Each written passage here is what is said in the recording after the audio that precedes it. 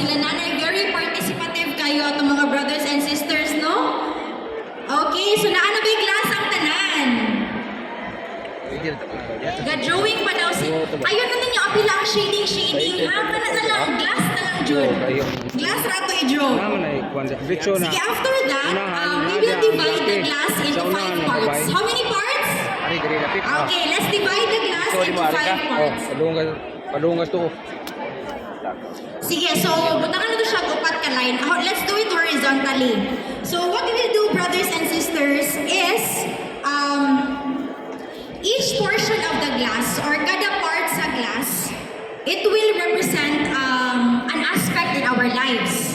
Later on, we will discuss the different aspects in our lives. And karon, we will fill the glass or atong punon ang glass gamit ang mga butang or thinking about the things we do in private. So kanang mga panahon nga naara ta sa balay, kanang mga panahon nga kita ra, wala ta dili ta kuyog sa community mo na atong mga i-think ng mga instances.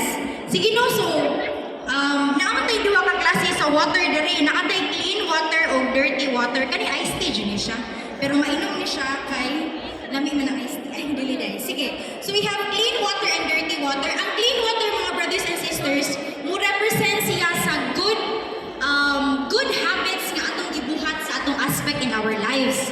So kung good habit kani ang atong gibuhat, dili na to i-shade ang ato ang portion sa glass.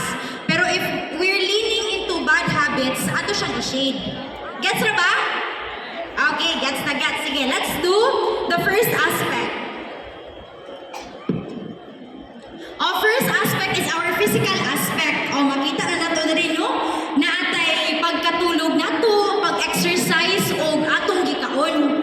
So mag-think to, brothers and sisters, healthy ba ang ako ang mga sleeping habits? Kinsa diri ang nabiktima sa mga Chinese drama sa TikTok o sa Facebook? Murag dagan-dagan dyan, no? Kinsa diri ang matulog alas 3 kay nag-scroll pa sa TikTok? Ato mga youth, oy, klaro kayo mo. No? So muna yung mga bad sleeping habits na to. Habot atong exercise. Kinsa man diri ang naana sa ilahang running era. Nagdagan-dagan na nag-walking. Confident kay si nanay. Yes, tindot kay nanay. And kinsa mo diri ang either nagkaon ba taog healthy or nagkaon ba taog mga food nga dili healthy sa atong lawas. So again, brothers and sisters, ha, if bad habits gani ato siyang i-shade, pero if dili gani ato clear na siya, wala sa ibutang sa kanang part.